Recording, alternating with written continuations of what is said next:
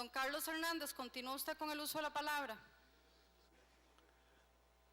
Muy buenas noches, señora presidenta, señor ministro, bienvenido, y a la viceministra también, Ana Cristina Trejos, y a la señorita que los acompaña. En realidad, muy lamentable que cuando le toque al Frente Amplio se va la señal de Tigo, no tenemos esa cobertura, esperemos que no sea siempre así. Don Rosendo, como usted está enterado, esta situación creo que se genera a partir de los bloqueos y los actos de violencia que se dieron en la Angostura. Si me permite, cuando él termine de hacerle la intervención, hemos respetado el uso de la palabra de todas las fracciones. Sí, yo agradecería que no nos interrumpieran porque hemos esperado pacientemente. Ya, como voy a corroborar el quórum, diputado, agradecería que por favor los compañeros sugieres me informen cómo está el quórum. 33 diputados y diputadas en la sala de sesiones, corre el tiempo reglamentario. Disculpe, diputado Carlos Hernández.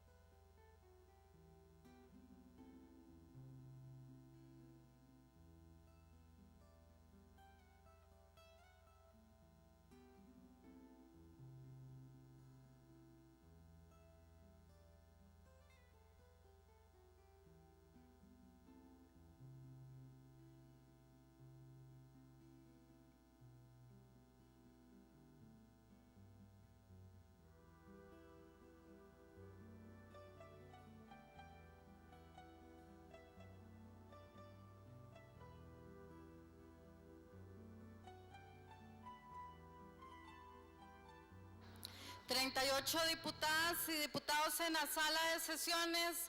Le corresponden 10 minutos del tiempo de la fracción de Frente Amplio. Compañero Carlos Hernández. Compañero diputado, tiene usted la palabra.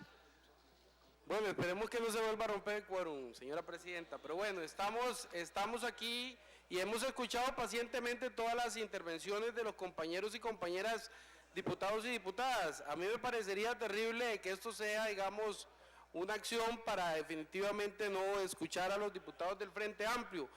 Me parecería a mí una falta de respeto, sinceramente. Le decía, señor ministro, nosotros estuvimos ahí cuando se dio precisamente el tema de Josué, esos actos ahí violentos. Uno, pues, le duele mucho que este tipo de situaciones sucedan y que sucedan en una provincia que ha sido olvidada. Yo tengo aquí en mi mano una carta que enviaron los vecinos de Josué, señor ministro. Tengo también una nota que enviaron a su persona. En esta nota, los vecinos de Josué dicen que han pasado 10 años, y lo voy a leer textualmente. Desde hace aproximadamente 10 años vivimos en precario en terrenos privados. O sea, si nos podemos hacer números, señor ministro, pasaron 2 administraciones y quitémosle los 10 meses que ustedes tienen en gobierno, 1 año y algo, y están esperando desde hace 2 administraciones para que se les cumpla con un proyecto de vivienda que, como decían estas madres de familia, están cansadas y que están reclamando no por ellas, así lo decían, señor ministro, no por ellas, sino están reclamando por sus hijos. Y claro, por supuesto que llegan a la desesperación y toman actos que definitivamente no vienen a ayudar mucho en el asunto. Pero, señor ministro, yo sinceramente le ruego a usted que este asunto sea atendido a la brevedad posible, el tema de Josué. Y este diputado ha estado en muchos lugares. Yo le he hecho muchas llamadas, señor ministro, con temas de vivienda. El tema de Josué, el tema de Manuel, el tema de Valleverde. Yo le ruego, por favor, que prestemos atención, porque la gente de Punta Arenas somos pacientes, pero tampoco aguantamos mucho, señor ministro. Ese es el problema. No aguantamos mucho y cuando ya vemos que tenemos el agua al cuello, accionamos. Yo sinceramente creo que aquí tampoco nosotros nos vamos a cerrar los ojos. En Costa Rica están pasando situaciones muy difíciles, en el caso de vivienda, en el caso de algunos proyectos de vivienda que se hacen un modo vivendi para alguna gente. Yo quiero denunciarlo aquí, porque no es posible que en algún momento se haya dicho que solo 2 desarrolladoras se llevan todo el porcentaje de la plata que se ha invertido en vivienda, porque yo no digo que se ha gastado, que se ha invertido en vivienda. Señor ministro, en esas preguntas, y los he seguido a todos, los he escuchado pacientemente, yo espero que ustedes no vuelvan a pedir quórum para ver si me callan. Usted mencionaba el asunto del OIJ, que hay denuncias. Entonces yo le pregunto, si se encontraron anomalías en proyectos y adjudicación de viviendas, ¿cómo pretenden corregirlas y además sentar responsabilidades, señor ministro? Bueno, primero sobre Josué, y yo quiero hacer público el compromiso que ya le hemos dicho a las familias que en este momento ocupan Josué y a unas familias que están en un precario a pocos metros de que nosotros con esas 103 viviendas que vamos a hacer en esa zona, después de que se levante el nivel y demás, nosotros vamos a hacer un proyecto. Es un compromiso del ministerio y también es un compromiso para el resto de las familias que iban a ir al proyecto de Josué, pero que nosotros, por razones de la inundación, etcétera, necesitamos ponerlas en otro sitio mejor. Entonces, en ese sentido, realmente lamento que alguna gente manipule a esas familias, trayéndolas a San José, sugiriéndoles que deben interrumpir carreteras, bajo el argumento de que nosotros no los estamos atendiendo. Este proceso es un proceso lento. Para nosotros Punta Arenas es una prioridad. Punta Arenas, no me cabe la menor duda, nosotros hemos hecho un mapeo de todo el país, simplemente comparando cuántos bonos de vivienda entregó el gobierno de doña Laura comparado con las necesidades según el censo del 2011, y Punta Arenas, Liberia, Limón, quedan muy mal, y valga la pena decir también Nicoya. Entonces, en ese sentido, nosotros creemos que en estos casos el gobierno debe intervenir fuertemente para resolver esos problemas de familias que han esperado más de una década, como usted explicó. Señor ministro, no puedo decir lo mismo de cualquier necesidad de vivienda en cualquier lugar de Costa Rica, pero sí puedo decir de algunos lugares en donde hay una comprensión de parte de las autoridades y de los funcionarios del ministerio que son muy prioritarios. Señor ministro, su respuesta me lleva a una pregunta. Existe intermediación de desarrolladores.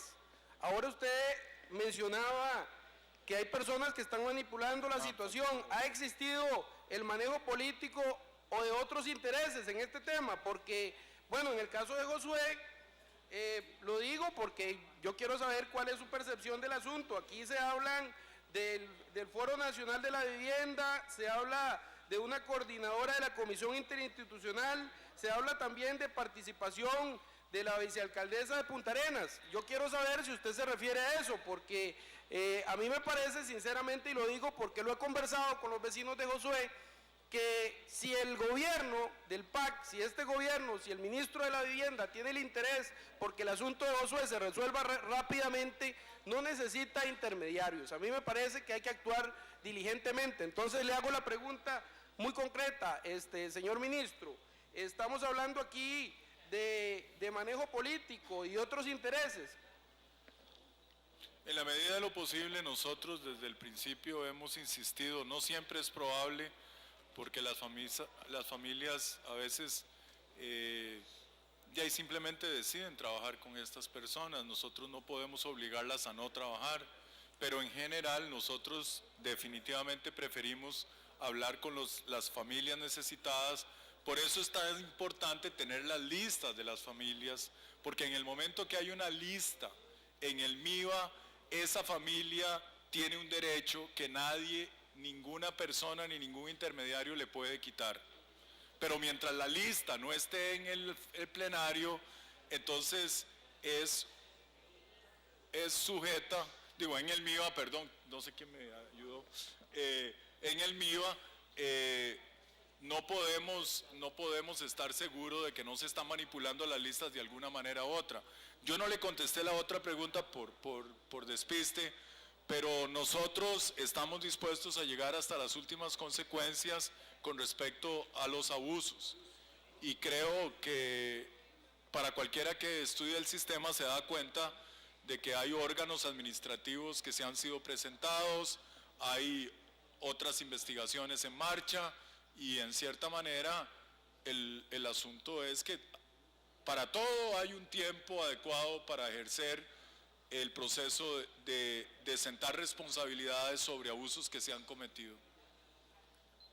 Señor ministro, el gobierno tiene pensado reactivar programas de autoconstrucción dirigida como lo fue en el pasado. Lo digo porque esos programas de autoconstrucción vendrían de alguna u otra forma a involucrar a las personas que están con la necesidad y también podrían evitar esa noticia que salió hace como 7, 8 meses de 2 constructoras que son las que se reparten todo el queque de lo que se invierte en vivienda, señor ministro.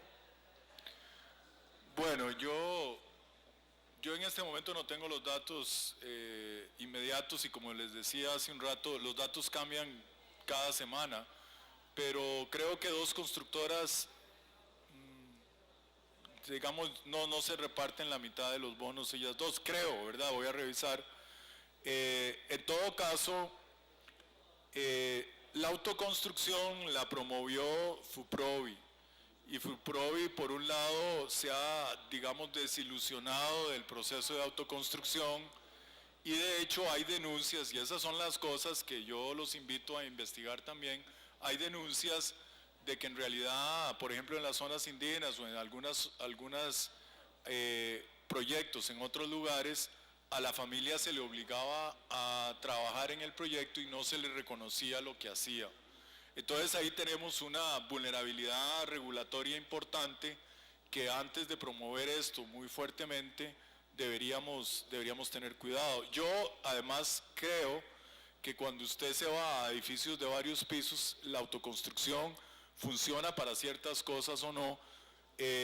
Yo pienso que si a mí alguien me presenta un proyecto concreto, y no estoy refiriéndome a los señores diputados y proyectos de ley, sino proyecto concreto, pero ustedes también pueden ayudarnos, obviamente, de específicamente cómo haríamos, cómo podríamos, tenemos algunas ideas, cómo podemos trabajar con el INA y crear un proceso de autoconstrucción.